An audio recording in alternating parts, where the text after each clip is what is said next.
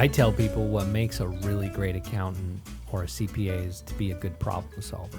Whether it's a technical numbers that are not flowing properly from one system to the next system, or creating a tax strategy, they're all fundamentally based in problem solving.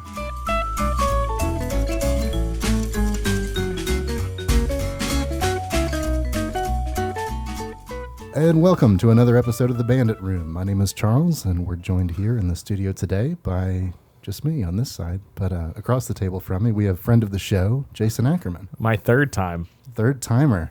Welcome to the Third Timers Club. I'm getting a jacket. We don't have jackets yet. Yeah. We're gonna get that worked out.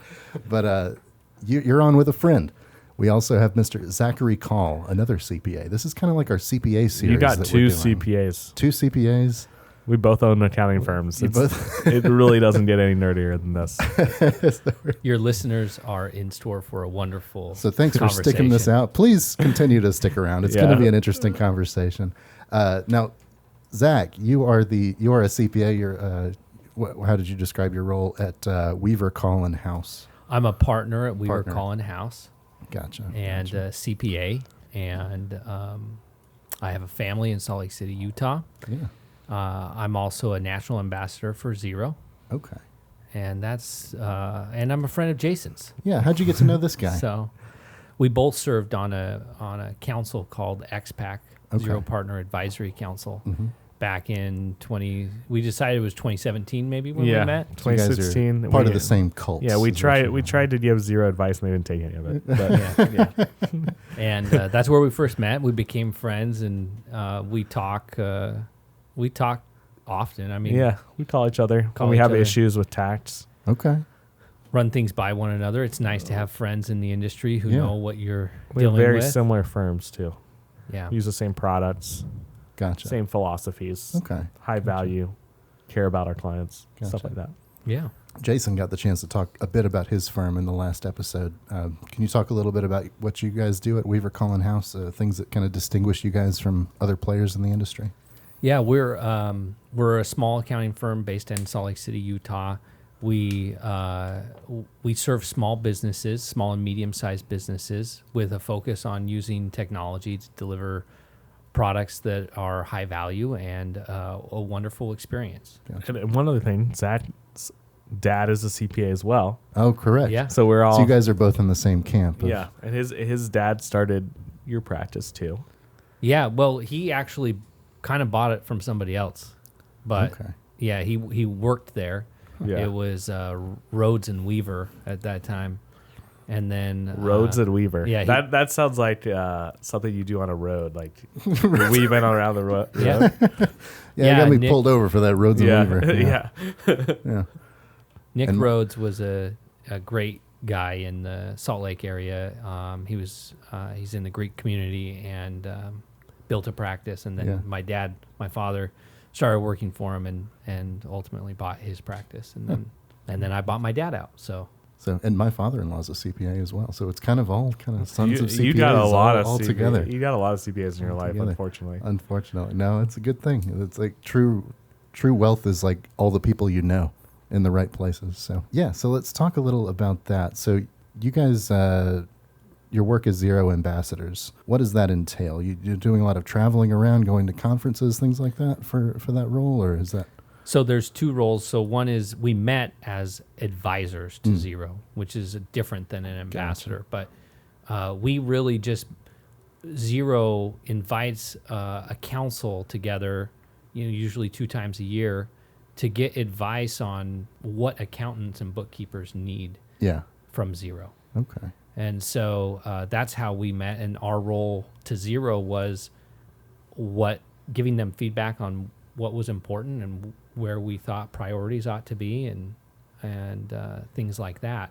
Gotcha. And that's different than my role as an ambassador with Xero. As a Xero ambassador, I work with other small to medium-sized CPA firms, and I help them with their implementation of Xero and offering Xero to their clients. And so that's kind of the role as an ambassador, and that's how it's different from Gotcha. an advisor. Now, Jason, you hinted that you gave a bunch of ideas and they didn't take them. Is that what you were saying? Yeah. Yeah. There were some ideas. I don't know if that you they hinted took, at that I'm or you just sure. directly said that. Well, their big thing at the time was they were building a payroll product, and we all told them that was really dumb. And they figured that out and stopped doing it about 2 years later. So they listened. They did. Well, I don't know if it was to you or they just listened to the market. I mean, is that... No, but Xero, I mean, in all seriousness, we use Xero because we think it's the best small business accounting platform. And we put most of our clients are on there. Same with Zach. Mm-hmm. You guys are on Xero. So, yeah, I mean. And I think for us as well, Xero has proved to be a wonderful partner for us as CPA firm owners. They care about their clients, and they want small businesses to be connected to advisors that are competent. And Yeah, there's a stat, you probably know it. It's like 80% of businesses have more success if they have an advisor instead of just doing it on their own. Right. yeah. So Xero believes that, and they want the small business to be connected with an accountant to make sure that they do the books right, but also get that advice that we give. Yeah, and when we need support, we feel like we get that from Xero. When we need something, it's even if they don't take our advice, they at least listen to it. Yeah. Now, let's talk about your career path. You guys talked about this already, that you guys grew up in CPA families. So would you say that inspired you to go down this path, or did you go down this path in spite of that? In spite for me, for sure. Yeah, I mean, you have to be insane to become a CPA because you see your parents working a lot, and you're Right. like, oh, this Like, he seems This kind of seems miserable great. for about 4 months it's of the different now. Like and that's a big problem in the industry is overworking. year. So I think we're trying to change that. But yeah, growing up, it's like, why would I want to be a CPA? Yeah. And here I am. I remember the exact moment for me when I was like, oh, maybe I should do what my dad did. Right. What was that which moment? was in college. I was going into business because I loved business, and I loved thinking through companies and what made them successful or not. I loved that. And so I went into business, and I took my first accounting class, accounting 1040, I think, or not 1040, maybe 1010. Yeah. 1010. 1040 is it. They should name them after. That would be a good name for the Yeah, class. they should then. name them after tax IRS forms. So Yeah. get people more familiar So with it from the get-go. accounting 1010. I'm in accounting 1010, and the professor's explaining debits and credits, and I'm like, this is finally math that makes sense to me. And it just clicked. It's and like I math was with a purpose. Like, Yeah. you're like, okay, I get it. Like, the regular math is all just kind of out there. Like, Yeah. When am I going to use it? Yeah, yeah. But And accounting is putting it into real practice. It was almost like logical. It was like a language that I already knew. And I was like, oh, shoot, maybe I need to follow my father's footsteps in this a little bit. The original plan for me was to graduate college and go work for a big firm and then, see where my dad was at or whatever. But when I graduated, we had another partner, the Weaver of Weaver Collin House, and he was leaving on a service mission. And so they needed help. And so I ended up just going right out of college directly to the firm and Wow. started working there. So you went straight to the firm. Did you bounce around a little bit before settling at I worked BNA? at KPMG, but I would say my CPA story, and the reason to become a CPA, it's like there's so many different options. Like a CPA, accounting is the language of business. So in order to be able to run businesses correctly, you have to be able to understand books. And the CPA is the highest designation of understanding books and accounting and tax. And if you do that, you can do anything. Like, it's a great background if you're going to run a business to have a CPA, or if you want to be a CFO, or if you want to, be an entrepreneur. It's a great background. So any of you kids out there, all of your high school listeners, what's our demographic for high school? Yeah, definitely. Mainly high schoolers. Like the CPA and we have a shortage of CPAs. So you're basically guaranteed a high paying job for life. Yeah, that's generally true. I mean, like, the more practical your field, and it doesn't get much more practical than CPA. I mean, every business needs some aspect. Yeah, of that. accounting's not going away. I Taxes aren't going away. I tell all of our interns that start, I say, now is the best time to come in to be a CPA. and to be in this industry, because I think the growth and the need is going to be tremendous in the future, and For sure. it's going to be better for those who come after us, you and I, than it was for us. Oh, for sure. Yeah. Because you're going to be able to do less mundane stuff.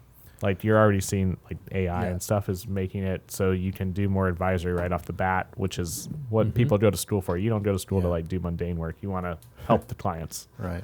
And you hinted at that in the last episode, and I wanted to dig into it more because it seems like such a profound point that you kind of talked about how the automation is going to get rid of all of the mundane parts of accounting. So when people think of accounting and they think of just like you're just adding numbers up all day, like that's obviously not what you're spending your day doing, you know? Yeah, no, we're spending our day advising clients, helping clients. Right. You know, they have issues that they need resolved financially. That's what we're doing. Right. I tell people what makes a really great accountant or a CPA is to be a good problem solver. And so you really have to be good at solving problems for clients, whether it's a technical numbers that are not flowing properly from one system to the next system, or creating a tax strategy. They're all fundamentally based in problem solving. And so if you're a high schooler out there listening and you're really good at those story problems, maybe consider being a CPA. Yeah, it's not so much numbers. Like our job is not difficult math. It's like adding and subtracting, and sometimes division. But it is problem. It's literally problem solving. It's like, hey, my father died. I inherited this money. What should I do with it? Yeah. What would you say is the most challenging part of this profession? So I'm going to give one technical answer and then one practical answer. Maybe. I think technically speaking, the tax code is so vast that it's impossible to understand everything. And that can be very challenging and difficult and overwhelming, I guess. Practically speaking, I think for me, finding talented people who can help serve these clients is a difficult thing. Yeah, I think what I get most frustrated with is dealing with the government, because the government is so far behind, like the IRS. You have to fax them stuff. You can't just call and solve problems. Like we go back to I like to solve problems, and when you can't solve problems right away on something you should be able to, that gets frustrating. So, and we're all and it's hard to explain to the client, like, hey, why can't you fix this? It's like, well, the government is using a server from the JFK administration, and it's just difficult. Now, you also did. You guys were also involved with Gusto. You had a role as on the Gusto's People Advisory Council. You talk a little bit about that? Yeah, that's a very similar role to what XPAC is for Zero. So it's an advisory council to Gusto to help them build products that are meaningful and impactful to the accounting community. And that was a wonderful experience. Gusto's obviously a partner of ours that we were calling house, and we used them for our payroll needs. And they have built a phenomenal user experience in their products. So it was fun to be a part of that. And it's fun to meet the other CPAs and partners who are on that council and become friends with them. So most of that was just advising and helping Gusto think through some of the problems that accountants face. Yeah, I applied for that and they rejected me. So. Oh, okay. You just are as a Gusto ambassador, in practical terms. Yeah, I wish Addy were here because he would be like, he hates on Gusto, but Gusto does have the best user experience. It's really great, and it has some limitations. Yeah, for sure. But you have to understand small business, what they did for payroll. I mean, they brought it into the 21st century. Absolutely. And Zero was kind of doing that too, and kind of forced QuickBooks to do that. That's what we're hoping. I'm sure Jason will be on that council at some point. Okay, it's not like he's rejected for life. He'll be on it soon. But yeah, I mean, I think that's what you guys try to do with your products. It's like, hey, we find these niches and we're trying to bring them up. That's what we're trying to do with Wealth Rabbit. Right. That's what you're doing with Tax Bandits. Yeah. So similar stuff. That's right. How about that segue? Yeah, let's segue. Let's talk about that. You mentioned Wealth Rabbit. You teased it out a little bit last time. Talk a little bit about the purpose of that and how you guys work in as CPAs, how that ties into helping people out with retirement planning.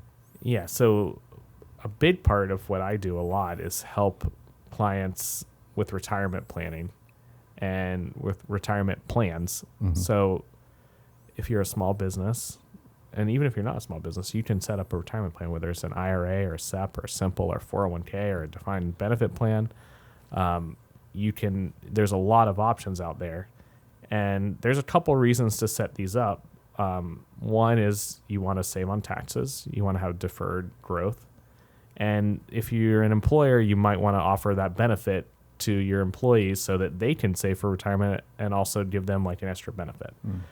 And there's a lot of complexities in these plans, and everyone, depending upon your situation, a 401k might be right for you, or a simple might be right for you.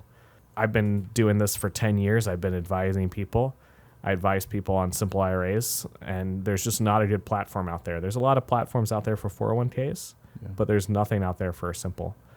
So my brother and I, we had this idea 5 or 6 years ago, like, hey, we need a modern simple IRA solution. We need something that's easy to use for employers and for employees, but also gives good investments too. We want everyone's retirement to grow.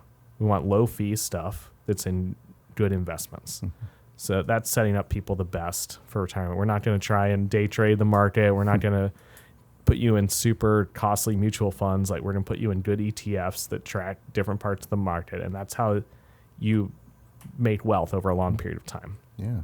And for those who aren't as familiar with the ins and outs of these different kinds of things, so when you say simple IRAs, which is kind of what you're initially gearing Wealth Rabbit for, right? That's generally like a starter retirement plan, or you'd say for smaller organizations? So it has to be under 100 employees. Uh-huh. That's the big thing.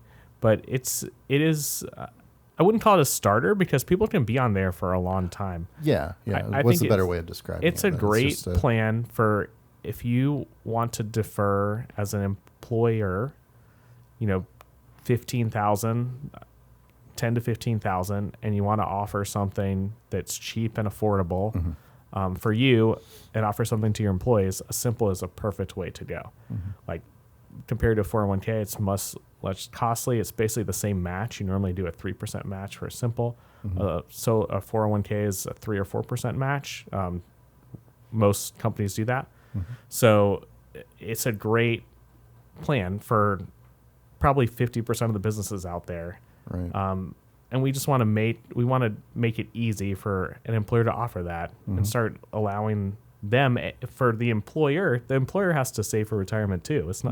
It's not just the employee. It's like, hey, we want the owner to save, and we also want all the employees to save, because the more they feel like they are financially stable, the better employees they'll be. When you're not worried about putting groceries on the table. And I forget the statistic of people aren't saving anything for retirement. Right. So they're going to, we can't rely on Social Security and the government. Like, we don't know what's going to happen in 30 years when Zach and I retire.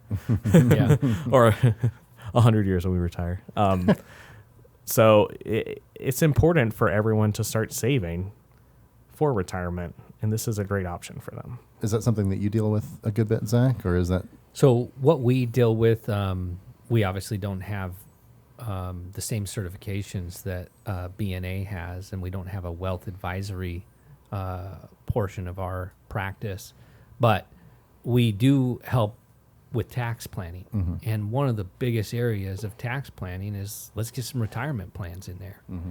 And you can defer, in this case, in a simple IRA, $12,000 a year, which might save you $4,000 or $6,000 in taxes, depending on who you are. Yeah. But there's 401ks that could save you more because they have higher limits. And so we start advising clients on thinking about these plans as they're looking for strategies to help minimize their taxes. Yeah. And especially, when you think about one case I can think of, I had a doctor come to me. He graduated with his degree as a doctor when he was like 42 or 43. So he's really late to making good money and had nothing in retirement. And, we talked to him about the possibility of a defined benefit plan because he's able to stick away a ton of money in these high earning years and get his retirement back up to date and saving him a ton of money on taxes. Gotcha. And so there's all of these tax strategies around different plans, whether it's a simple IRA or a 401k or a defined benefit or a defined contribution. All of these kind of roll into the strategy that you're providing to your client. Fantastic. Yeah, big question almost every client asks is like, how can I save money in taxes? Yeah. And a retirement plan is a great option to save money in taxes. Well, and I tell my clients, I say this a lot, taxes are your number one expense usually in the business. It's like, it's not always the case, but it is a major component of their expenses. And so not thinking about that and getting good advice on tax strategy is really negligent in taking care of the money that they earn. Since you brought that up, dispel the notion that people might have that, like, it's somehow a bad thing to try to get your tax bill lower or something like that. Like, well, first of all, if you make money, you're going to pay tax. We can't get your tax to zero. Right. Like paying tax is not bad, but we do want to minimize the tax as legally possible. And the government, we're not doing anything illegal. We're doing stuff that's in the tax code. So the client doesn't know the tax code. They don't know all these different options that they have, and we're just giving them options for what we think is best. But, we're not going to tell them, hey, spend $100,000 on a retirement plan if it's going to save you $10,000, and most of it's going to the employees. Like, you have to understand the cash outflows. Every once in a while, I get friends that say something like, oh, my accountant told me I had to buy this car before the end of the year, And I always give that a little chuckle because you're going to spend $50,000 on a car to save $10,000. It's like, don't just spend money to save taxes. Not everything makes sense as a tax write-off. That doesn't make sense. It doesn't make sense. Now, if you need the car, that's one thing. If you were going to buy an equivalent vehicle, if you've had regardless. a really great year this year, and your income is abnormally high, and you're looking at buying a car anyways, maybe you accelerate that to December, and you buy it before the end of the year. But if you're not looking at a new car, why would you go spend 50 or 100 grand on a new truck to put in the business? You don't need that. Save the 50 or 100 grand and pay your taxes and move on with life. Yeah. That's a good one. So, I wish I'd come up with a list of that's the biggest. That is the biggest one I hear all the time. It's like, my buddy bought a car and we wrote off the whole thing. And the buddy's like a doctor. And you're like, why do you need a car as a doctor? Like, it's just, it's, don't believe everything you're just using the idea of a write-off to justify whatever spending thing you want just to because you buy doesn't mean it's a deductible business expense. or it makes sense. or it makes sense. It's smart. Or it's financially smart. Right. Yeah, I tell people don't let the tax tell control everything that you do. Yeah, and I think it's important too. Like, you could have two clients that one answer is buy the car and one answer isn't. And they're very similar. Like, everyone's different. And it's totally situational for sure. And that's why it's so important what we do. We were kind of talking about this before, and it's like, you have to get to know your clients, and you have to really understand what makes them tick and what's important to them. Because the right thing financially might be, hey, let's put this money, let's not pay off your 3% mortgage. Let's put that money in the market and grow it. But if they just hate debt, maybe the right move for them is to pay off the mortgage. So it's a lot of problem solving and also getting to know the client. Tailored advice. Yeah, tailored advice. Right. That's a good. I'm gonna steal that. Yeah. As a tagline. Maybe we start a new company called. There you go. Called Tailored. Tailored. Just tailored. Tailored. Yeah. Yeah. With just the tailored. Charles is good at getting trademarks and stuff. So we'll get him to look that up. Will you trademark that for us, Charles? Yeah, for sure. Doesn't sound like there's much in the market for that name. That's definitely available. That's definitely available. The domain's probably available right now. Well, let me ask you a question. Yes. Because turn the tables. So you were doing your tax return yourself, right? And then you came to us. I was doing it with the advice of my family accountant. Yeah. But so what made you have the decision to come to us? Well, because I got to know you over a period of time. I began to trust trust you guys. And But what's the value you see from us? well, there was a financial value because there were certain things that I wasn't taking advantage of that you guys kind of helped with, and just having that kind of direct communication aspect, that's important. Being able to just kind of know the person that's handling things, and Well, I think a big thing too for us, it's like that a lot of CPAs don't do is like responsiveness. It's Right. like half the things is like, can I contact my CPA and get an answer, or is it just like you're sending an email and That's 4 true. months later someone does that? And a lot of industries are going through that. Medicines like that. Yeah. You try to contact your doctor, it's like you might as well freaking be trying to call God. Like, true. you're more The likely to medical- get an email from God than from your delicate doctor. geniuses over there in those medical establishments. That can't, So, but there's a niche market for the stuff that Zach and I are doing, which is like, hey, we're going to charge you more, but you're going to be able to contact us and get value, hopefully. yeah. I remember. Yeah, I believe I communicated most of the early stuff through just text with you, just kind of be like, hey, this is the situation. Can you do it? And Yeah. I don't know that I could have done that with the random other CPA. So that's the benefit there of knowing your person. And Yeah, sure. and it's like I know everything about you financially. Like I don't know everything about you, but a very important part of your life, your financial part, I do know pretty much everything about you. That's true. So, and Your you have to accountant knows- trust that person. Where did he buy this wonderful shirt? Do you know? Do you know everything? He knows everything. He's probably No, got I'm the, not that He's got detailed. the receipt somewhere. No, I do like the pattern though. It's a great pattern. appreciate it. And tailored, we could also sell shirts. Tailored shirts. Absolutely. Your logo. I mean, there's a lot of options we have. Specifically for accountants. or Yeah, something. we've got a lot of options here. Yeah. I like it. We're gonna riff off of this all day. There you go. I like this. Let's just switch it up and just explore tailored. The idea. So it'll be like a virtual accounting service. You just kind of come in, call in, sort of Dave Ramsey style, kind of, hey, I got this situation. Can you tailor some advice for me? And then our tagline, we give the advice and we go, now that's tailored. Now you're tailored. Yeah, now you're tailored. Now you're that's tailored. Or like, we took those measurements and now you're tailored. We took this. We'll work on it. It writes itself though, really. It does. It does. That's going to be a spinoff. Jason's going to have his own podcast called Tailored.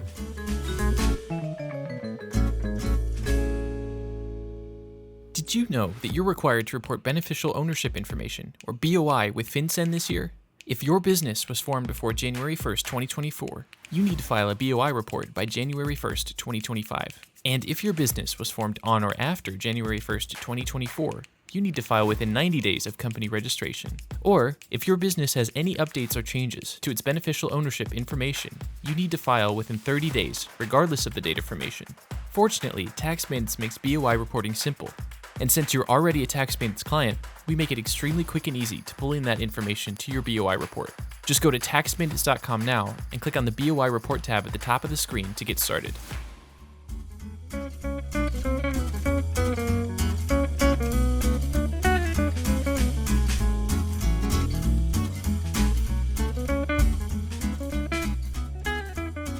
On the topic of Wealth Rabbit, you kind of talked about how, the importance of building wealth over time and some of your key principles there with Wealth Rabbit on how you're going to be guiding that. It's one of those key life things that's not just taught in school and just how to build wealth. Like you're talking about just the idea of investing money, how you want to, over time, you want to own assets that increase in value, how there's the idea of investing that cash is trash and, you're better off, owning something that's going to increase in value rather than holding a dollar bill that's going to be worth less tomorrow than it is today. Yeah, I would say for, in general advice, like the younger you are, the more money you can put in over time, you're going to make more money. If you're young, like there's Roth IRAs, like Roth, which means you don't get a deduction now, but it grows tax free. Like that's the best thing you can do. You're getting tax free growth in stuff that you never have to pay tax on. Mm-hmm. Like that's about as good as it gets. So yeah, and like you pay your taxes now. But I would say have an the two advantage later. biggest mistakes I see people make is like they think all debt is bad. All debt is not bad. Like credit card debt bad, but home mortgage, that's not a bad debt. Hopefully your home is increasing over time. You're paying down debt. You're getting an asset there. Is there any other debt besides a home mortgage that you would consider? I mean, it's all about opportunity cost. Sure. Okay. So it's like, hey, if I take a car loan and the interest rate's 4%, and I can invest that in the market, and the market on average goes 9%, well, that's a 5% difference right there. Like, not all as bad. And I think the other big thing I see is like, hey, don't try and hit a home run on investing. Don't try and put all your money in Tesla stock or whatever. Like, you might get lucky, but the best thing you can do is put yourself in good grade investments that track certain parts of the market, good ETFs that have very low fees, and put it in there and set it, and don't do anything. Don't get people get irrational when the market goes up or down. They're either trying to sell when it's low and buy when it's high. It's like, no, just put the money in good ETFs and let it sit, and you will do very well over a long period of time.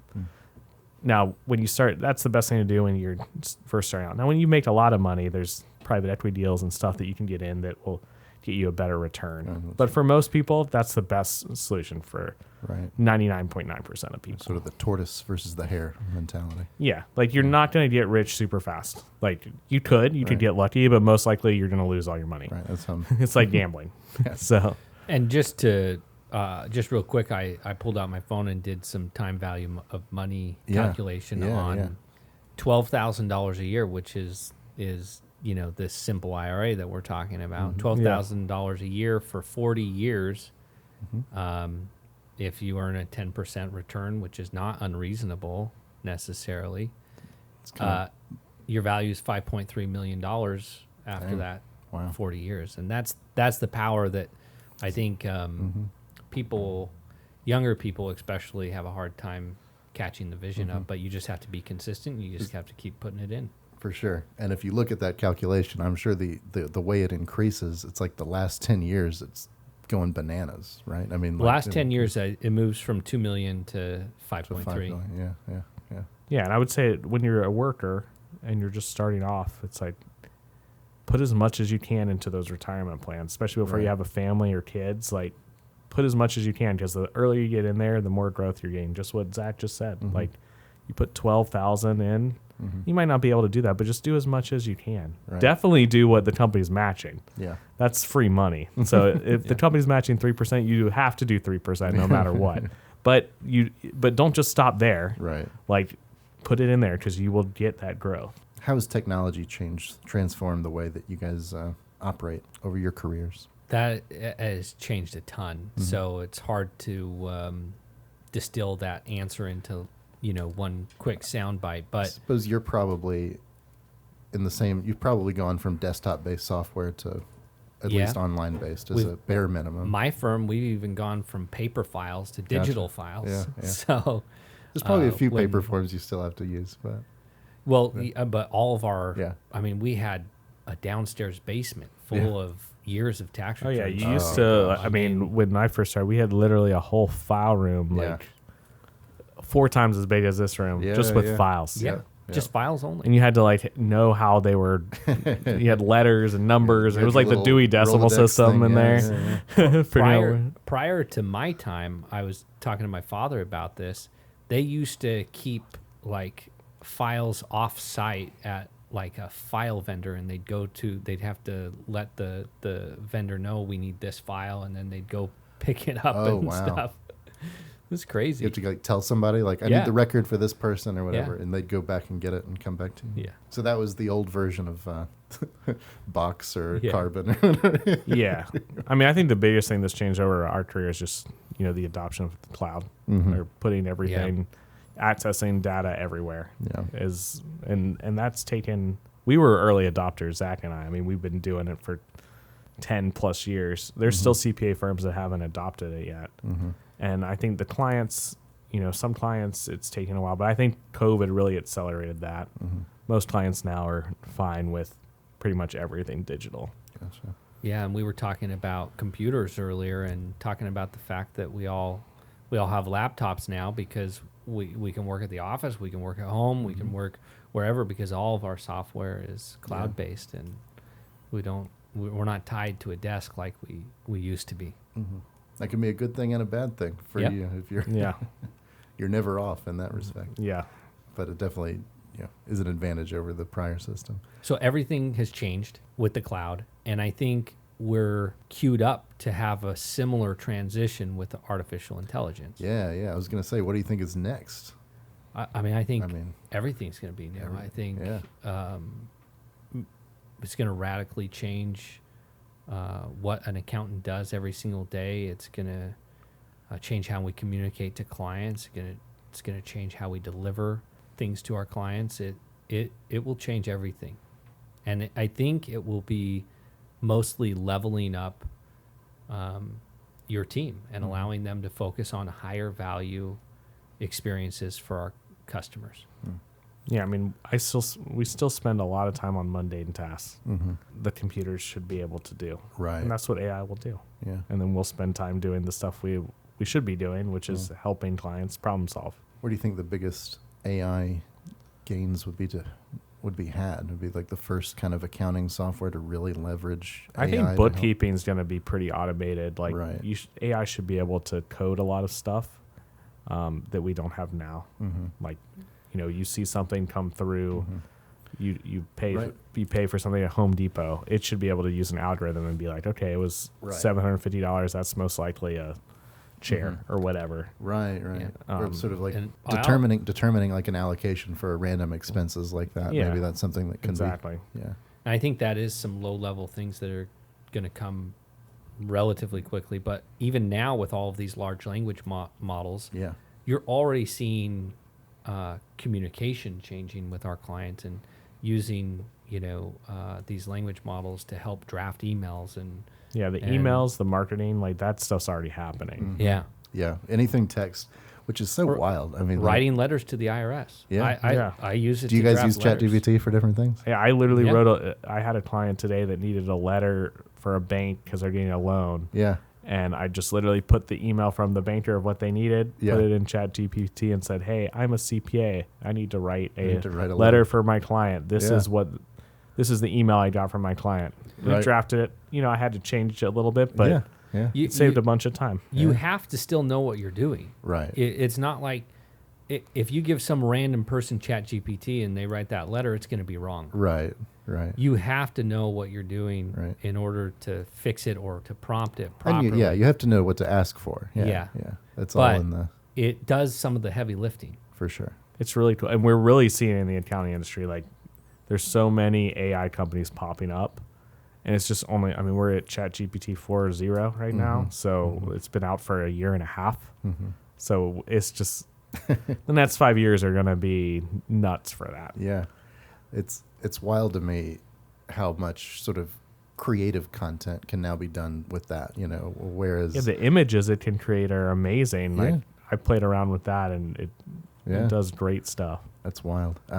For a while there, there was the thinking that like, oh, AI is going to come and it's going to replace trucks. It's going to replace sort of like factory jobs and things like that, which I'm sure it will in some capacity. But I don't think people predicted the level of impact it's going to have on like the creative field, which you kind of thought like, oh, that's definitely going to be. That was like the last thing, but it's actually the first But it's thing. actually going to be there for a while that people like that get automated out. And I mean, there's still, humans aren't going to go away. No, for And sure, There's, for sure. There's always going to, I can't say always because you never know, but it can make a human way more powerful. yeah, Yeah, exactly. yeah.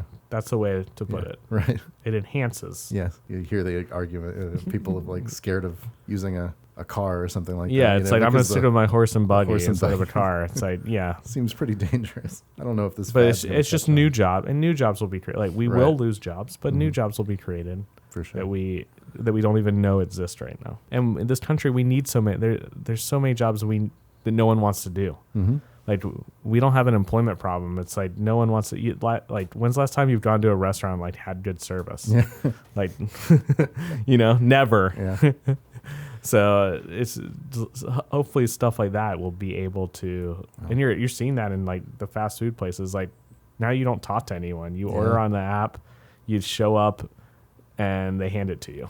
So you just came back from Spain and you ate at some phenomenal places. It's different there. It's See that because they're like a server there. It's like it's a career. Yeah. Whereas here it's like I screwed up somewhere in life, or it's a stepping stone. Like, hey, I'm in high Right. school, or but you like if you saw a 50-year-old waiter here, you'd be like, what happened? In most places, there's some nice restaurants that have that. But like in Spain, like you see that and they're career people and they really care about stuff. And it's cool. It's just a different mindset. For sure. Let's talk a little bit about the kind of continuous learning. You guys are in a field where not a whole lot of fields literally require you to, continue learning, continue staying in touch with things that are going on. What are the ways that you both kind of go about doing that in order to stay informed on the latest changes with the IRS or taxes and things Probably like that? TikTok for you, right? Oh, yeah. Yeah. TikTok should be everybody's main source for tax advice. Well, we're clipping that out. That's why those that's another. That's why they buy those boats. And That's another great thing about the CPA is like you always are learning. Like there's always something new. Like it's never boring for our type of job. I think that's another selling point. But I'll let you say how you keep up with stuff. Well, just first of all, to clarify, I don't want any listener to misunderstand. I am not advising to take tax advice from TikTok. For sure. And I've thought about creating a TikTok account that just talks only about the bad advice that people are getting from I'm sure there's plenty to work so-called with. accountants or tax experts on TikTok, because some of it is so bad. I don't know if you have this, Jason, but do you have clients that send you TikToks every once in a while? I've never had a client send me Okay, to, but I've had it. but people send me stuff and they're like, yeah, I heard this from a friend. Now he's not an accountant. Yeah. Right. Yeah. The best way to do this is to, I don't know. Yeah, exactly. I Blah, got, blah, blah. I got an investment. I got a bridge to buy, and so on. Yeah. So for me, we go to conferences. There's lots of great newsletters and tax research softwares that you can buy and webinars that you can go to. Yeah, I mean, same way. And it's kind of a new plan. Like every 10 years, they kind of redo the tax code and everyone starts at zero. So like no one's an expert on that because it's literally brand new law. So you can read the tax law, you can figure stuff out. And then digging in when you have the client problems or scenarios that you need to resolve, that's you learn even at a deeper level when that Yeah, and happens. that's like that's most people learn by doing, and that's like getting the experience. And we've been doing this for a long time, so we've seen a lot of stuff. But you always see new stuff that you've never seen before. And that's what I tell, because it's overwhelming for a lot of people, and I say you don't have to know everything about the tax code. You need to know when you need to look something up. You need to know when you need to clarify how this is treated, or that there's an issue, or that you need to be thoughtful about it. You really need to remember those sorts of things. You don't need to know the exact limitation on Yeah, it's some okay to say you don't know. NOL. I can look it up Right. because you can't know everything. We've talked about your hobbies, Jason. Zach, what kind of hobbies do you have outside of your world in the accounting? Yeah, well, I would say my number one hobby is my family. I have a beautiful wife and 3 beautiful daughters. Nice. They are 7 to 11 years old, and they are the joy of my life. And so One of them that's- is named Lemon, one of which them is a named great name. Can you tell us why you named her Lemon? because she's a lemon. I mean, she's perfect. She's no. We had another name picked out, and my wife was just reading through names, just like name after name, and she said Lemon. I said Lemon. I said that's a great name. She's like, I like it too, and she's just turned out. You know how it is. Like kids just turn out to be perfect for their names. Yeah. And she is so fun and vibrant, and I think Lemon has turned out perfect for That's that. funny. My mind immediately goes to 30 Rock. Were you a 30 Rock watcher? No. Liz Lemon. Liz Lemon. Oh, yeah. yeah. Liz Lemon. Main character, Tina Fey. So that's my main hobby. I'm also a super avid spiritual guy, so I spend a lot of time with my faith and at my church, the Church of Jesus Christ of Latter-day Saints. And so I spend some time with that, and then I love to golf. And Jason and I are golfing, and I love to ski. Nice. So those are that pretty a much. Jew and a keeps me- Mormon go play golf. I know. I was just like, you guys Taylor. are like a Taylor.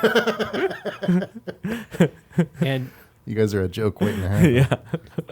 and we have fun together. Yeah. It's okay, Yeah. not to be friends with somebody of a different faith Of or a course. different political party. Of course. I think sometimes we have struggles with that in this Yeah. country. So Did you have one of those? What do they call it? Like a mission or something? Whenever yeah, I served a mission. Yeah, where'd you go? I went to the state of Washington. Oh, Okay. So Kennewick, Washington, nowhere like super crazy. It's funny. Tell us how. What's so the system? do you Is it pick? like a yeah. lottery kind of thing, or is it?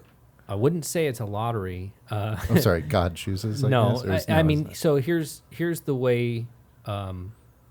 Fundamentally, we're a Christian faith, so we believe in Jesus Christ as our Savior, and we believe that the church has been restored back to the earth through a prophet.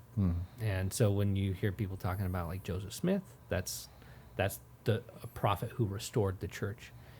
So when the restoration of the church happened, we also believe the conduit to heaven, so to speak, like the 12 apostles and all of that organization came back to the earth. And so when a young man like me submits my papers to, as I'm willing to serve a mission, that goes to one of the 12 apostles, and they determine based on needs and other things where they feel like we are inspired to go and serve. Okay. And so it's a little bit of a long answer. That may be too much. So do you have any say in it, or are you just like No. waiting for the No, letter, that's and then it. it could be anywhere in the could world? be anywhere in the world, and it could be speaking a number of different languages. You do get to put some Did you- preference on that, like on whether you were excited about learning a language or not Okay. excited, and So some things did you like learn that. any other languages before or no? I did not. did not, No, okay. I mean I took. What like, language do they speak in French Washington State? It was Pacific Northwest. It was wonderful though. The people of Washington were great. I spent most of my time in Vancouver, Washington. Okay. Just across from Portland, but it was a great experience, and you do a lot of service, and then you teach the gospel to people who are interested, and yeah, it was fun. Any other hobbies or things you like to do in your spare time? Man, yeah, I mean, I love listening to random podcasts, Yeah. and I'm a big Disney fan, so I listen to Disney podcasts, and Are you a Star Wars guy? I love. I'm not deep into the Star Wars universe, but if you're talking about park-related Star Okay. Wars news, Oh. yes. Well, something to talk about Yeah. on our way to Pinehurst tomorrow. Yeah, there you go. Are you going to Pinehurst? We are. Nice. We're playing Pine Needles, which is a great course too, but Okay. it's in Pinehurst. That's cool. I was just there a couple of weeks ago for a wedding, but Oh, nice. didn't go any golfing. But yeah, that's beautiful. Beautiful. Fantastic. Any final thoughts before we wrap up here? Thanks Anything for you'd having like us to- on. Yeah, thank you for It was- coming. Thank you for traveling all this way just for the podcast. It I was just for appreciate you. that. Yeah, yeah. Just for you, Charles. Just been dying to meet you. And Jason's told me so much about it. But yeah, no. Enjoy your trip. I'm glad y'all got to. Yeah, Come thanks by for and having swing us. by. I'm so glad I made it on my third trip. And I think I'm gonna be coming back soon. I'm gonna be. I think the fifth one I have to get a jacket. Apparently, I walked in here in shorts, and that's a no-go in the Span Enterprises. So I didn't do. You can tell That's Aggie true. he's We'll not get you here, some- but I have long pants on, and if he gets me a 5, one of those burgundy 5 like SNL, you Right, get, right. The smoking I'll jacket. wear like that. a special smoking Yeah, jacket. I need a smoking Okay. jacket for when I Silk, come in. Though. like, yeah. Mm-hmm. All right, we'll get those made. Yeah, Yeah. for sure. We need to see now. That's an appropriate tax write-off. That's Yeah. appropriate. Yeah. That's appropriate. That's tailored. That's tailored. Tax advice. That's tailored. You got to come up with a proper tagline. That's tailored. Is that it? Is that? I like it. We're working on it. All right, sounds good. Well, thanks so much for joining us. This has been a pleasure talking with you. That concludes this episode of the Bandit Room. Stick around next week and see what we talk about.